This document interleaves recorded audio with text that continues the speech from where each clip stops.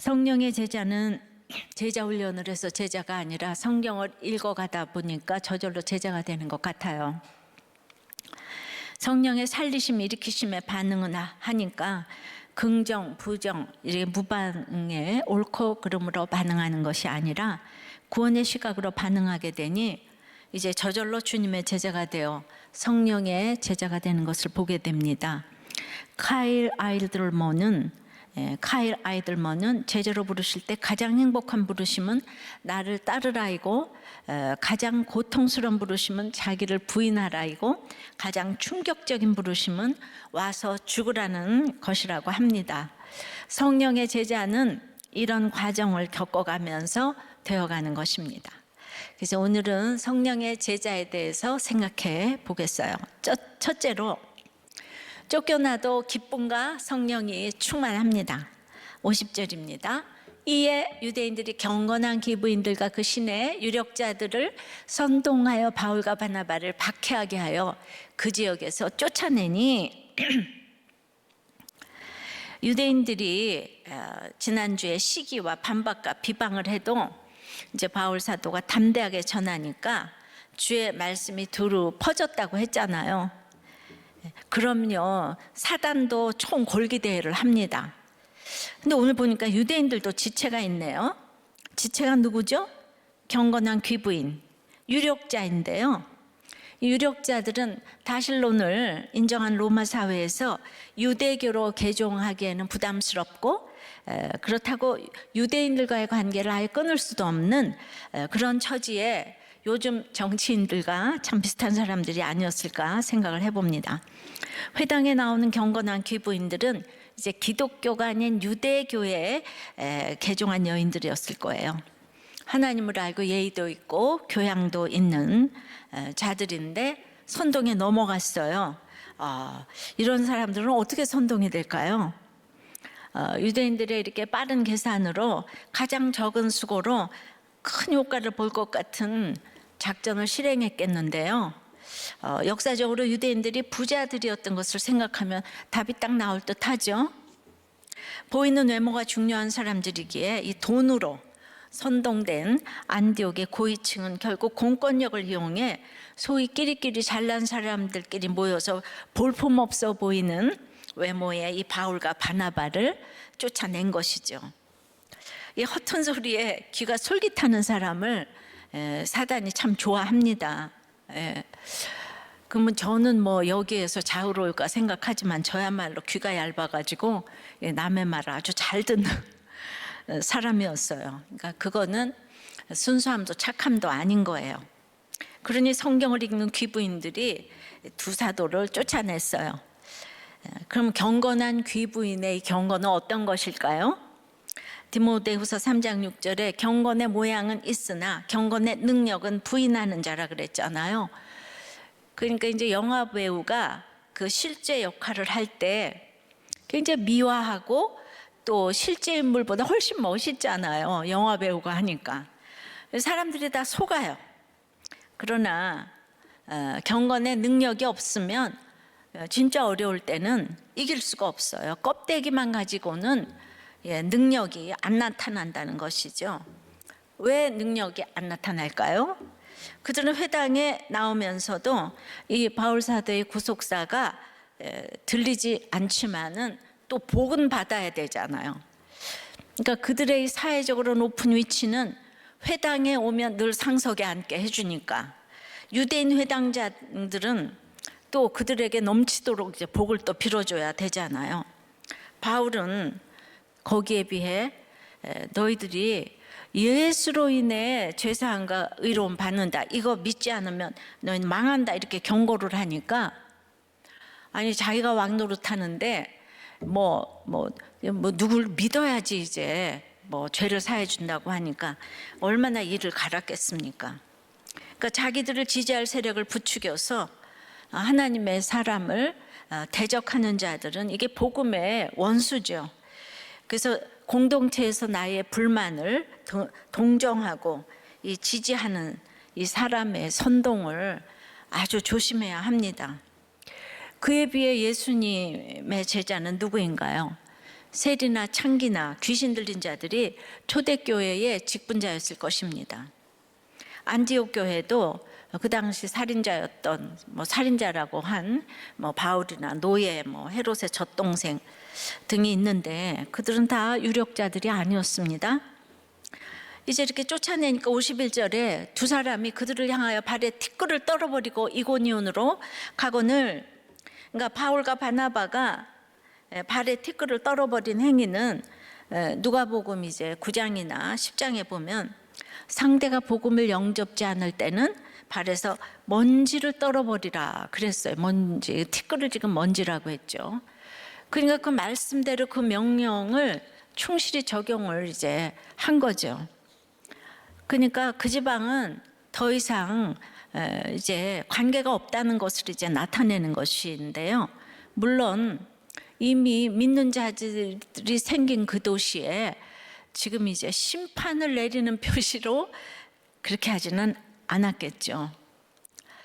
그러나 그들이 아무리 유력자라도 그들이 티끌에 불과하다는 이런 상징도 있기 때문에 또 그래서 이 쫓겨남이 말씀대로 이루어진 일이기 때문에 그들은 쫓겨나도 낙심하지도 두려워하지도 않고 비시디아 안디옥에서 쫓겨나서 동쪽으로 한 145km 떨어진 도시인 이고니온으로 향했습니다. 이고니온은 그 클라우디우스 황제로부터 클라우디고니온이라는 영예로운 칭호를 받기도 했던 고대 소아시아 교통의 중심지로서 그 중요성에서 비시디아 안디옥을 이제 능가했어요. 여러분들이 너무 거부하면은 갈 데가 없어서 있는 게 아니에요. 사랑하니까 욕을 먹으면서 복음을 전하는 거죠. 그럼 여기서 우리가 이걸 나에게 주신 음성으로 어떻게 듣는가? 성에서 나가 발에 티끌을 떨어버리라는 것은 이제 문자적으로 너무 복음을 안 받아들이니까 가족을 떠나야 할 때도 있고 또 그 지역을 떠나야 할 때도 있는 거죠. 그런데 그걸 뭐라고요? 나에게 주시는 말씀으로 이제 어떻게 들을까요? 안 믿는 식구들의 문화와 가치관에서 떠나는 것으로 적용할 수 있습니다. 배우자와 부모가 계속 복음을 거부한다면 그들이 제공해주는 안락함에서 이제 떠나라는 거야. 안 믿는 남편이 주는 돈의 안락함, 안 믿는 아내가 베푸는 친절함을 과감하게 떨어버리고 당신이 하나님을 믿지 않으면 아무리 돈을 주고 사랑해줘도 나는 하나도 기쁘지 않다. 그거 선포할 수 있어야 되는 거죠. 그러니까 말로만 믿어라 이거 안 되는 거예요. 삶으로 그러니까 돈을 떨어버리고 집착을 떨어버리는 모습을 보여줘야 된다는 거예요. 물론 지혜롭게 해야 되죠. 적용해 보세요. 이 그 제자, 성령의 제자인 삶, 복음을 위해서 떨어버려야 할 세상 가치관의 이 돈과 안락함과 친절함은 무엇일까요? 한 목자님이 나눴어요. 전에 잠시 중단되었던 불교 명상 컨텐츠를 위한 멘탈 케어 서비스를 정부 사업으로 추진하게 되었습니다. 노인들을 타겟으로 불교의 마음관리, 웰다잉 이런 가치관을 전파하는 것인데요. 이거 아내한테 얘기를 했더니 그냥 열심히 해야지 이러는데 아니 이 여자가 정말 예수 믿는 여자가 맞는지 그저 월급만 따박따박 나오면 예수도 이 팔아먹을 여자가 아닌지 어이가 없었습니다. 정말 저는 고민이 되고 심경이 복잡한데 발톱의 때만큼도 공감이 안 되나 봅니다. 요새 우리들 교회 남편 목자들 훌륭해요. 이 부부도 막 경찰이 와서 싸웠는데 우리들 교회 청년부 출신 부부랍니다. 아내 권찰은 그러는 게 아니에요. 알았음? 자, 이렇게 이제 52절에 이렇게 이제 다 떠나버렸잖아요, 사도들이. 근데 남아있는 제자들은 기쁨과 성령이 충만하니라 그랬어요. 그러니까 여기 그 바울의 전도를 듣고 믿게 된 이방인들이 성도가 되었다는 사실을 제자들이란 단어로 지금 분명히 표시를 하고 있습니다.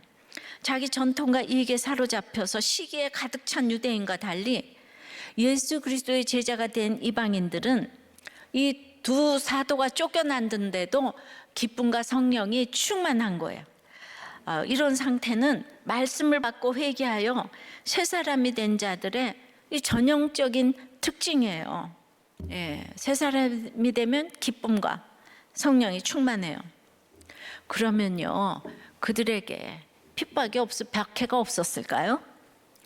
시기가 충만한 유대인들이 아니 그들을 가만 놔뒀겠어요? 하지만 이미 바울로부터 은혜에 머물러 있어라고 거듭거듭 이렇게 권고를 받았잖아요. 버티고 인내하라고. 그러니까 그러니까 이게 참 말씀을 듣는 게 중요하죠. 그리고 이제 돌아오는 길에도 14장 21절에 우리가 하나님 나라에 들어가려면 많은 환난을 겪어야 할 것이라고 이렇게 들은 말씀으로 이 구속사를 이해했기 때문에 이 박해 속에서도 성령의 일으키심으로 일어나 이 제자의 삶을 살 수 있었습니다. 그러니까 주님의 말씀은 듣고 기뻐하고 영광 돌리면서 이제 하나님의 은혜 안에 머무는 것이 바로 성령의 제자라고 할 수 있죠. 그러니까 시기와 반박과 비방을 당하고 경건한 귀부인 성례 유력한 자를 선동해도 주에 이르면 박해가 와도 하나님의 기쁨이 충만하고 나이에 이르면 낙심이 물밀듯 밀려오고 그러는 거죠. 그러니까 주의 제자라는 거는 전혀 새로운 세계에 눈이 떠지는 거예요. 그래서 정말 이게 알 수 없는 정말 그 비밀인 거죠. 그래서 이 복음을 받아들인 자들의 기쁨과 성령 충만함을 기록한 것은 복음 사역의 지금 실패담이 아니라 확실한 성공담이라고 할 수 있는 거죠. 여러분 바로 이런 게 성공한 거예요. 복음 전도에 적용해 보세요. 여러분은 어디에서 기쁨과 성령이 충만합니까? 아이가 수능을 잘 봤어요? 주식이 올랐습니까? 연봉이 올랐습니까? 말씀을 들을 때입니까? 성령의 제자는 두 번째, 여전한 방식으로 전도하고 배척을 당합니다. 여전한 방식이 항상 중요해요. 1절입니다. 이에 이고니온에서 두 사도가 함께 유대인의 회당에 들어가 말하니 유대와 헬라의 허다한 무리가 믿더라. 이에는 이 박해에도 기쁨과 성령이 충만하니까 이제 이고니온에서 복음 전파 사역이 지금 계속되고 있는 거예요. 여기서 두 사도가 함께 회당에 들어갔다고 그랬는데 여기 함께는요 평소대로 또 여전한 방식이라는 뜻이 있기 때문에 아주 그냥 그 완악한 동족에 대한 감정을 앞세웠다면 어떻게 들어갔겠어요. 근데 항상 구원을 위한 사명에 충성하면은 길이 보여요. 여전한 방식으로 회당에 들어갔어요. 그러니까 유대인과 헬라인들의 큰 무리가 믿게 되는 역사가 일어났는데 이제 우리가 인간적으로 생각하면 유대인들이 이렇게 박해를 하니까 이제 어차피 이방인들이 믿을 거니까 회당이 아닌 극장이나 광장에서 복음을 전해야 되겠다. BCD 안디옥에서는 온 시민이 다 왔는데 내가 말씀을 전하면 온 시민이 구름같이 몰려 얼마든지 그럴 수 있을 거예요. 그런데 그 중심에 있는 그 미움과 자기 의의를 보시는 하나님은 속지 않으셨을 거예요. 영혼구원의 열매는 고난 가운데 내가 말씀에 순종하여 십자가를 길러놓는 여전한 방식으로 매일 살아갈 때 주님이 맺게 해주시는 거예요. 주님은 잃어버린 어린 양에게로 가라고. 그러니까 유대인부터 가는 거를 주님 명령하셨고 이방의 빛으로 삼았지만은 그러니까 항상 우리가 원칙을 지켜야 되는 거예요. 사람이 구름같이 모였어도 원칙을 지켜야 되는 거예요. 이것이 성령의 여전함이고 때마다 여전한 방식은 진리 중에 진리고 오랫동안 롱런할 수 있는 비결인 거예요.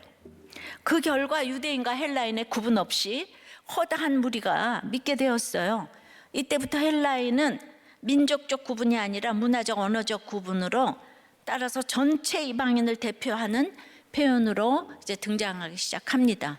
그래서 유대인과 헬라인 이렇게 이제 그 옛날에 히브리파 또 헬라파 그렇게 이제 구별된 것처럼 지금 이제 유대인과 헬라인. 2절에 그러나 순종하지 아니하는 유대인들이 이방인들의 마음을 선동하여 형제들에게 악감을 품게 하거늘. 이제 허다한 무리가 믿으니까 또 유대인 지도자들이 등장해가지고 그들의 시기와 반박과 비방이 이제 발전해가지고 형제들의 악감을 품게 하는 또 다른 형태로 나타나는 거예요. 불순종의 영으로 이제 이방인들을 선동하는데 누구를 향해 악한 마음을 품게 하는 것은 결국 그 영혼을 해하고 망가뜨리는 것이죠. 이 구속사의 결론은 예수 믿어야 죄 사함 받고 의로워진다는 것인데 이것을 안 믿으면은 너희는 망한다. 근데 이방인들은 이 무섭게 들리는 복음을 듣고 시원케 돼가지고 허다한 무리가 믿게 되었는데 유대인들은 이제 기가 막힌 거예요. 이제 이게 기득권, 철밥통하고 다 연결되잖아요. 그러니까 이제 또 천재 교묘한 말로 그들을 또 선동합니다. 그 예수는 그 처녀가 낳은 사생아야. 그리고 그 빌라도 법정에 세워서 적법한 절차를 거쳐서 십자가 사형을 받은 죄인이야. 적법한 절차를 거쳐서 이게 중요해요.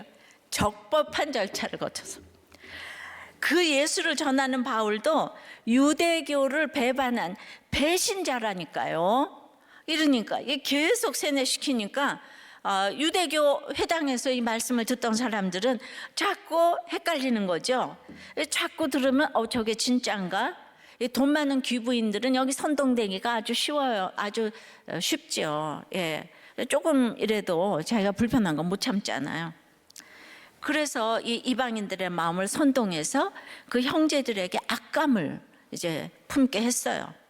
근데 그 유대인들이 자기들의 힘만으로 하는 것도 부족해가지고 그 이방인의 유력자들을 동원했어요. 그러니까 권력으로 죄인도 의인 되게 하고 의인도 죄인 되게 하는 것이 이 세상 사람들이 가는 길이에요. 그러니까 이쪽에선 살인자가 저쪽에서는 공로자가 되잖아요. 그러니까 여기는 법이 없고 오직 내 편만 있잖아요. 이쯤 되면 아무리 자기 고륙이 귀하다 하더라도 징하지 않겠습니까? 근데 바울과 바나바는 말로는 이방인들에게로 간다고 하더라도 자기 고향 유대인을 못 버리고 먼저 찾았어요. 여기서 우리는 전도가 무엇인지를 다시 배우게 되는데요. 여러분 전도는 그저 믿지 않는 이들을 교회로 데리고 오는 게 아니에요. 교회만 데려다 놓으면은 또 될 수도 있지만은 그 복음은 영생을 얻는 것이라고 할 때 영생의 모습을 보여줘야 되는 것이죠. 이것이 관계전도, 생활전도 되겠는데, 그러니까 죽었다가 깨어나도 이 못할 적용을 이 세상 사람은 그 생각하지 못하는 모습을 보여줘야 되겠죠. 원수를 용서하라까지는 알아도 사랑하라는 것은 듣지도 알지도 못해요. 그래서 그것을 보여줘야 하는 것이 전도입니다. 그래서 주여, 형제가 내게 죄를 범하면 몇 번이나 용서하여 주리까? 7번 할까요? 그랬더니 아니 70번씩 7번이라도 할지니라. 그러니까 그 네 힘으로 못한다 이거예요. 용서는 70번씩 7번은 완전수잖아요. 그러니까 끝까지 용서하라. 그러니까 하나님의 아가페적인 사랑이 아니면 할 수가 없는 거잖아요. 그러니까 끝없이 반복해서 용서를 하는 거죠. 그것을 하나님의 사랑이 아니고는 못하니까. 그러니까 반복해야 되는 게 중요해요. 70번씩 7번씩. 우리 손녀딸인 유성이가 이제 호랑이 옛날 얘기를 해주면은 그냥 또 해줘를 얼마나 반복하는지 몰라요. 걔가 또 해줘, 똑같은 얘기를 하는데 또 다시 이렇게. 그러니까 이제 완전히 할머니의 인내를 요구합니다. 그래서 근데 또 다시 제가 해준다고 해도 뭐 제가 몇 번이나 반복하겠습니까? 근데 교육은 이제 반복이에요. 교육은 반복이고, 반복을 또 잘하고 또 반복을 잘 해주는 사람이 최고인 거예요. 그러니까 이 큐티도 뭐 어린이 큐티인서부터 전부 다 이게 이제 반복이잖아요. 반복. 아이들이 잘 깨닫지 못해도 한 구절이라도 큐티 일기를 쓰게 하세요. 그래서 무엇이든지 쓰게 하세요. 자기 생각을 써보는 반복 훈련은 최고의 교육입니다. 한 구절을 가지고 써보다가 청소년은 2구절, 장년은 3구절, 뭐 이렇게. 그 프린스턴 총장님이 재작년 우리들 교회 오셔서 설교하셨었죠. 우주의 행성들이 그들 중 하나라도 그들의 충실한 일상을 멈추면 지구도 멈추죠. 그러니 같은 일을 반복하는 것이 얼마나 하나님을 찬양하는 행위인지 모릅니다. 봄, 여름, 가을, 겨울, 또다시 봄, 여름, 가을, 겨울, 이 반복하는 일상의 모든 복이 흐르게 하시는 하나님을 찬양해야 합니다. 그러니까 전도도 배척도 핍박도 다람쥐 쳇바퀴 돌듯이 수없이 반복해서 하고 받고 듣고 해야 돼요. 이제 그러려면 개인 예배, 큐티 예배, 공예배, 주일 예배, 수요 예배, 목장 예배도 똑같이 반복해서 듣고 하고 가야 합니다. 안 하면 순식간에 사단에게 사로잡히고 또 사로잡을 수가 없어요, 사단을. 그러니까 이런 개인 예배, 공예배, 공동체 예배가 얼마나 노아의 방주인 줄 모릅니다. 근데 수십 년을 똑같은 여전한 방식의 전도와 배척을 받기 위해 여전한 방식의 예배를 드리니까 저절로 제자의 길을 가게 되는 거예요. 이 똑같은 행위를 하는 것 같지만 하나님의 창조물인 우리들은 집에서, 직장에서, 교회에서 예배드리고 똑같은 일상의 생활 패턴을 가지고 그냥 참 지루하게 사는 것 같아도 여전한 방식으로 충성되이 살아내는 것이 가장 하나님을 찬양하는 태도라는 것을 알아야 합니다. 그래서 그것이 하나님 인정하는 최고의 삶이에요. 인상적인 일은 그냥 하루면 좋게 해요. 여러분들이 그거 하나 하면 뭐 하겠어요? 먹고 마시고 취하고 욕하고 음란하게 사는 것이 잠시는 재미있을지 몰라도 거기에 끝은 허무하고 이제 황폐함이 반복되는 일상인 거죠. 재미가 없어요. 근데 제가 진짜 이렇게 평생토록 예배 보고 피아노 한 그 세월보다, 피아노도 제가 50까지 했잖아요. 근데 진짜 이게 큐티한 거하고 피아노 친 거하고 비교가 안 되는데 정말 똑같은 삶을 살아도 그 날마다 설레임이 있어요. 이 하나님의 이 창조, 그러니까 우리가 창조물이니까. 야, 이거 어떻게 말로 설명이 안 돼요. 이걸 세상은 모르기 때문에 교회를 핍박하고 그런다고 그래도 우리는 배척을 받아도 계속 창조물이니까 이 기쁨이 있는 거죠. 그러니까 이번 주일에도 기도 제목 올라온 거를 보면은 주님, 딸의 분노를 잘 버티고 인내하는 것이 너무 힘이 듭니다. 그러니까 눈만 뜨면은 분노를 지금 버티고 인내해야 되잖아요. 그러니까 기도 제목에 올리죠. 제가 얼마나 감상적인 은혜에 머물러 있었는지, 내 죄에 대해 얼마나 둔감하였는지 깨달으면 회개가 됩니다. 또 한 분은 정말 그 혈기, 우울이 올라와 저를 괴롭게 하는데 말 안 듣는 7살 ADHD 아들과 또 이제 9살 자폐 아들로 진이 빠지는데, 이 자녀들 덕분에 제가 기도하고 말씀도 들리는 것인데, 주님, 이 혈기를 다스리지 못하는 저를 불쌍히 여겨주세요. 또 한 분은 아들의 재판이 끝나가는 줄 알았는데 그 아이가 모아놓은 영치금으로 일수를 하고 있대요. 이 일로 아들의 감옥 생활이 길어질까 염려됩니다. 불의한 돈이 되지 않게 하시고 내 죄가 많사오니 이혼한 나를 벌하소서. 이런 제목도 올라왔어요. 또 이제 목자 나눔에서는 아내를 선교사로 보내고도 싶습니다. 아프리카 선교도 보낼 자신도 있습니다. 그러니까 옆에서 다른 목자님이 권찰님을 사랑해서 그런 건지 약간 구분이 안 돼요. 이러니까 또 다른 그러니까 뭐라 하냐면 내가 하나님을 사랑해서 보낸다는 거죠. 그랬더니 또 다른 목자님이 저희 권찰도 같이 보내고 싶어요. 요즘 코로나 때문에 예배가 잘 안 드려지는 권찰을 보면 저 사람이 믿음이 있는 사람인지 구분이 되지 않습니다. 저도 선교사로 보내겠습니다. 한 표. 예. 자, 옛날에는 그 아내들이 남편들 믿음 때문에 기도 제목 올렸는데 이 남편들이 지금 아내들 믿음 때문에 안타까워하는 우리들 교회 우훗. 예. 예, 최고예요. 남편뿐 아니라 아들, 딸, 아내의 언제 끝이 날까 하는 일들을 감당하는 것이 하나님을 찬양하는 것이에요. 그 자리에 여러분들이 있다는 것만 해도 성령의 제자입니다.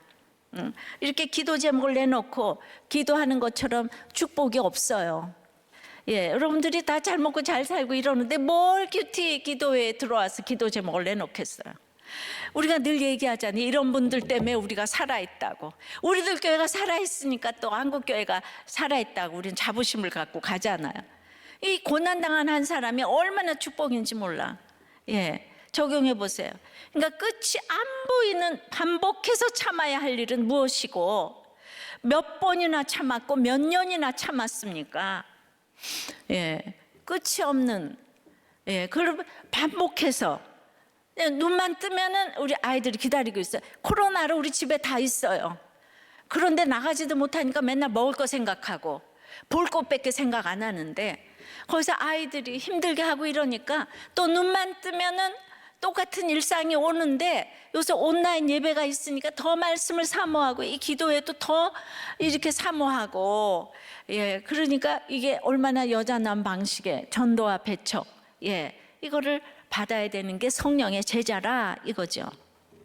그러니까 세 번째는요, 성령의 제자는 이게 다 전도예요. 양육이 필요한 거예요. 그냥 참기가 어려워요. 양육이 절대 필요합니다. 3절에요. 두 사도가 오래 있어 주를 힘입어 담대히 말하니 주께서 그들의 손으로 표적과 기사를 행하게 하여 주사 자기 은혜의 말씀을 증언하시니 3절을 보면 안디옥에서와는 달리 오래 있었다고 증거합니다. 오래 있어의 기간은 얼마를 의미할까요? 예, 오래에 해당하는 헬라어 히카노스는 넉넉한, 충분한 그런 뜻이에요. 하루를 머물러 있어도 충분할 수 있지만은 10년, 20년을 있어도 부족할 수가 있어요. 70년을 있어도 부족할 수 있어요.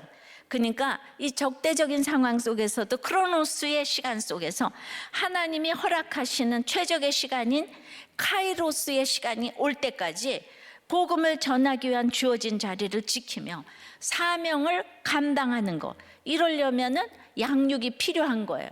오래 있어 양육을 해야 돼요.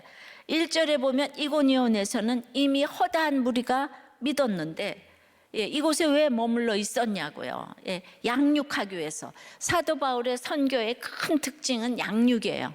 예, 그래서 이제 그 에베소에서도 2년 있었고 고린도에서도 1년 6개월을 가르쳤어요.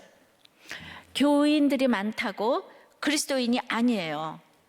그런데 파송했던 안디옥 교회, 거기 수리아죠.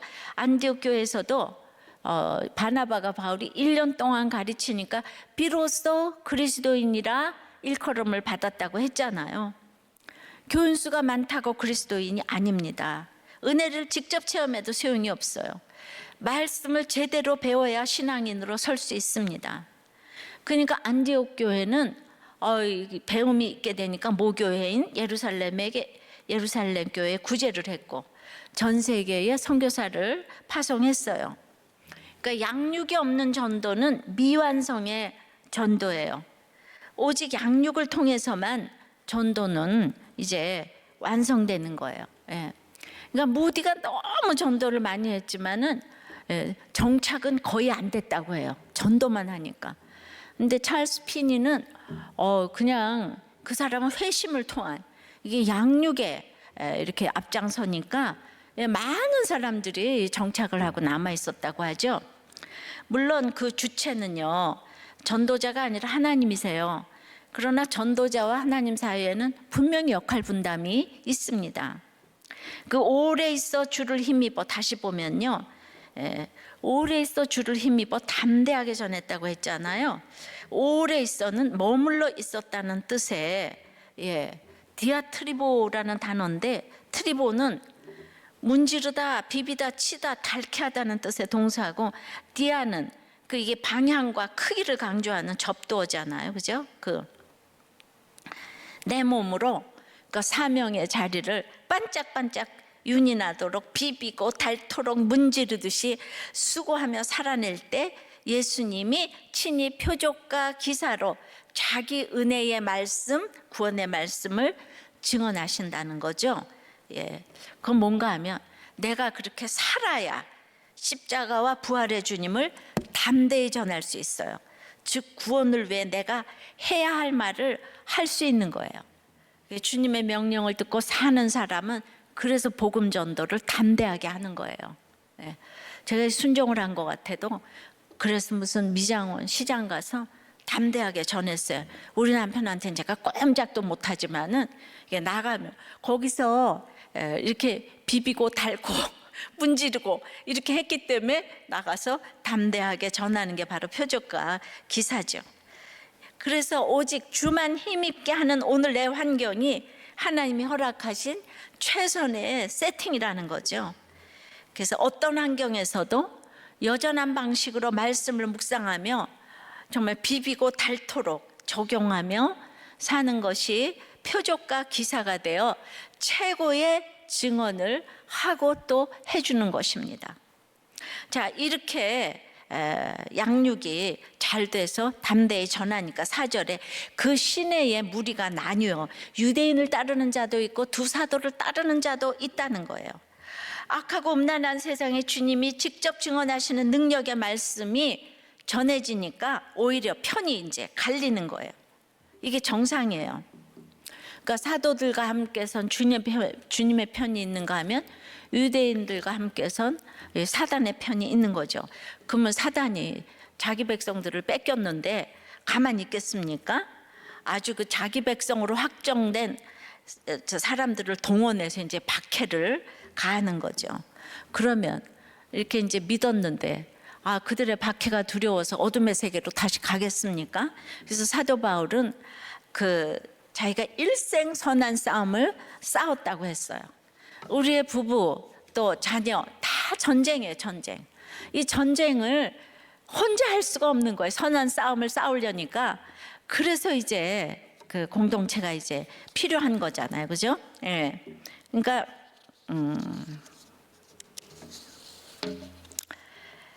악하고 음란한 세상에서 좋은 게 좋은 거다라는 말이 통하는 복음은 없어요. 그러니까 구원을 위해서 늘 말씀을 기준으로 놓고 거짓 화평이 깨어지는 이 고난을 감당해서 이 죄를 깨달아 회개하면 주님이 진정한 화평을 주시는 거죠.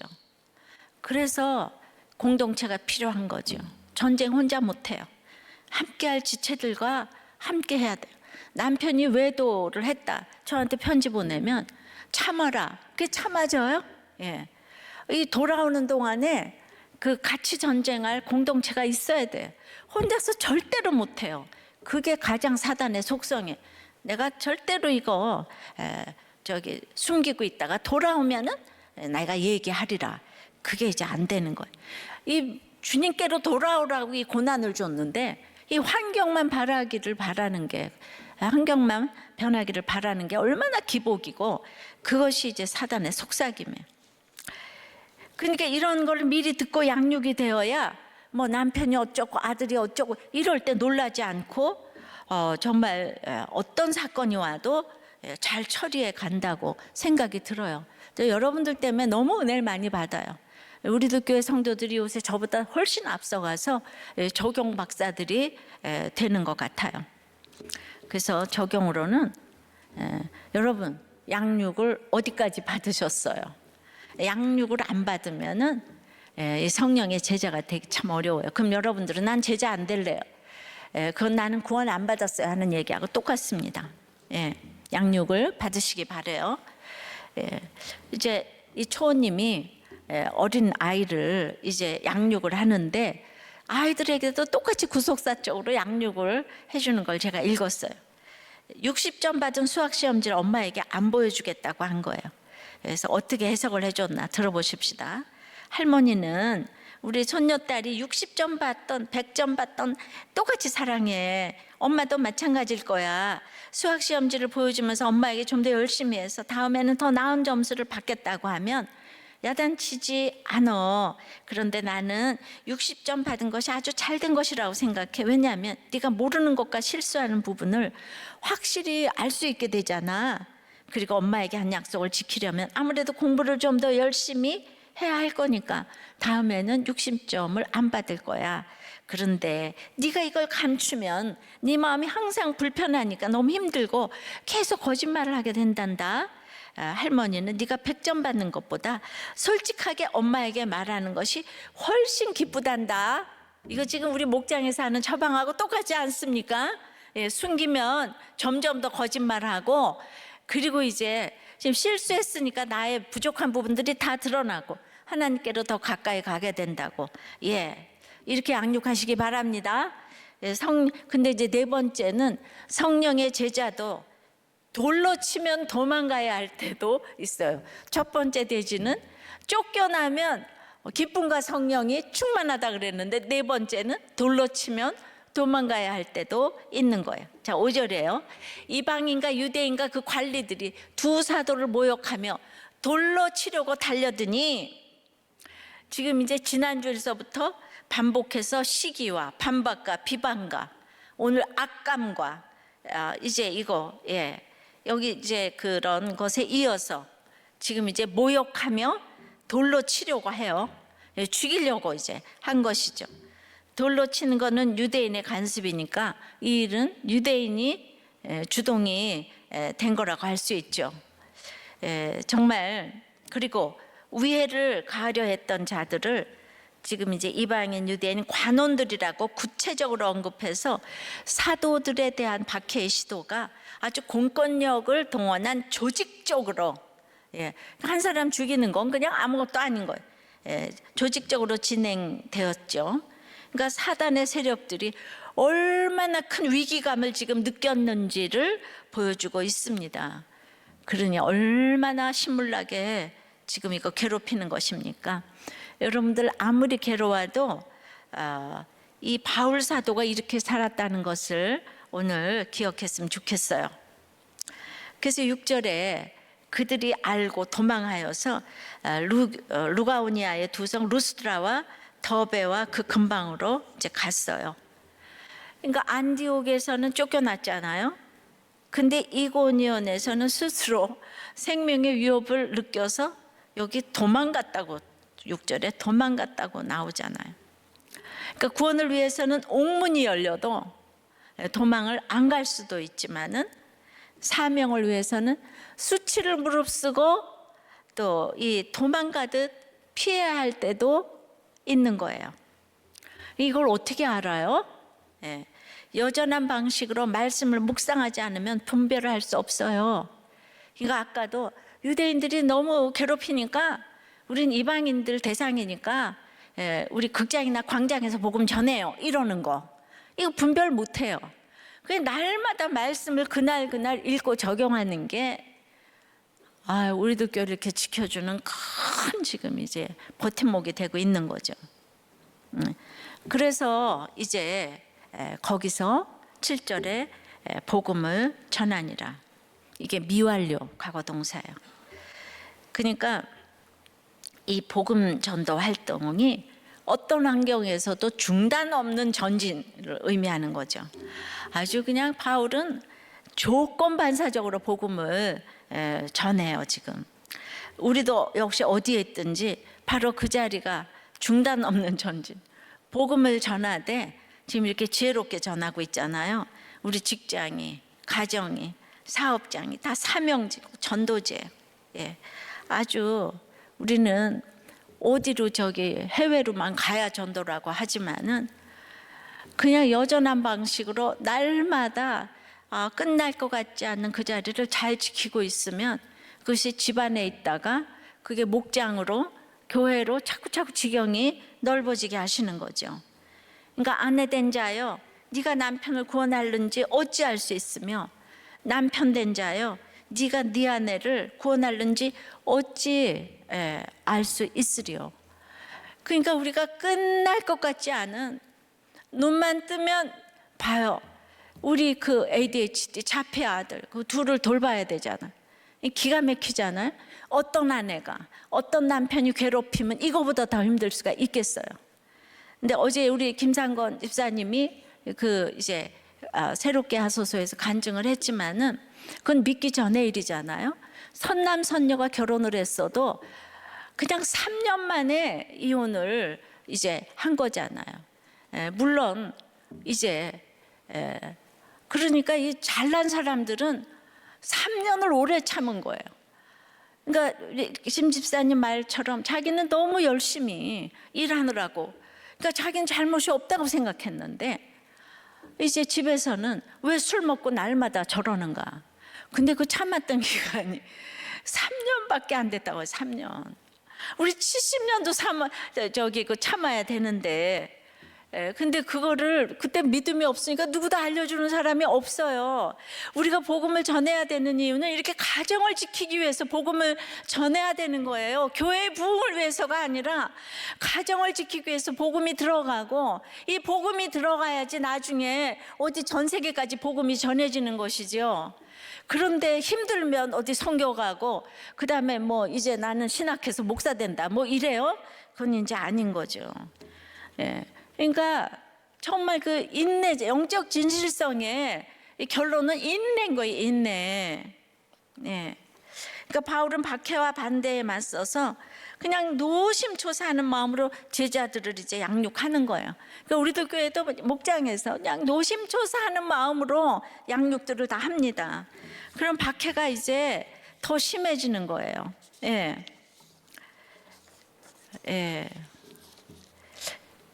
그러니까 결국 박해를 이기지 못하고 이제 도망을 가잖아요. 그러면 또 발길이 당한 그곳에서 또 이제 전도를 합니다. 그러면 또 다른 박해가 새롭게 시작이 돼요. 이게 이제 전도와 배척과 박해, 이게 계속 아주 죽을 때까지, 순교하는 그날까지 계속되는데, 인간적으로 말한다면 이게 사람이 사는 일이겠어요? 이런 육체적인 고초가 어디 있겠으며 이런 정신적인 괴로움이 어디 있겠습니까? 그러나 하나님께서는 바로 이러한 삶을 가장 귀하게 생각하시는 거예요. 이렇게 유대인들이 괴롭히는데 이렇게 복음을 전하는 사람이 지금 바울 한 사람밖에 없잖아요. 이 주님의 외로움을 생각했어요. 어떻게 그 자기 고향 동족이 이렇게도 시기와 반박과 악감과 돌로 치고, 정말 저는 이 주님의 정말 예수를 믿는다는 게 얼마나 외로운 일인가. 외로워를 비가 오면 외로워 이런 거 말고 이게 좁은 길이에요, 정말. 근데 이 길을 간 사람이 있었기 때문에 온 세계에 복음이 전파됐어요. 복음 전도는 외로운 길이에요. 또 슬픈 길이기도 해요. 그러나 설레임도 있는 거예요. 그리고 별 인생이 없어요. 어차피 한 번뿐인 인생입니다. 쾌락을 쫓아 살면 순간적인 즐거움은 있을지 모르나 그것으로 끝이고 영벌이 있잖아요. 그러나 복음을 위해 살면 그 끝에는 영생이 있고, 이 땅에서도 아무리 제가 힘들고 박해가 있다고 한들, 제가 이 17년을 복음을 전하면서 주일날 정말 기쁘지 않은 적이 단 한 번도 없었던 것 같아요. 적용해 보세요. 여러분은 영벌의 쾌락의 삶을 사시겠습니까? 영생의 제자의 삶을 사시겠습니까? 여러분은 무엇을 선택하시겠습니까? 우리가 그렇게 기도했지만은 이 낙태 허용법은 이제 개정법은 정말 말도 못 해보고 정기국회가 끝났습니다. 우리는 이렇게 날마다 애를 쓰고 기도하지만은 10만 명도 못 채워져서 이게 아버지 안에 끝날까 너무나 저어되오니 주여, 우리가 그래도 마지막까지 10만 명 서원을 해서 개정법이 청원이라도 한번 돼볼 수 있도록 주님 역사하여 주시옵소서. 우리는 너무 힘이 없습니다. 아무것도 할 능력이 없어요. 그러나 하나님 이걸 알고 계시지 않겠습니까? 하나님은 이 일을 지금 다 알고 계시는데 주여 우리를 불쌍히 여겨 주시옵시고 한국교회를 살려주시고 이 나라를 도와주시옵시고 지켜주시옵소서. 통화되지 않도록 도와주시옵소서. 예수 그리스도 이름으로 기도드리옵나이다. 아멘.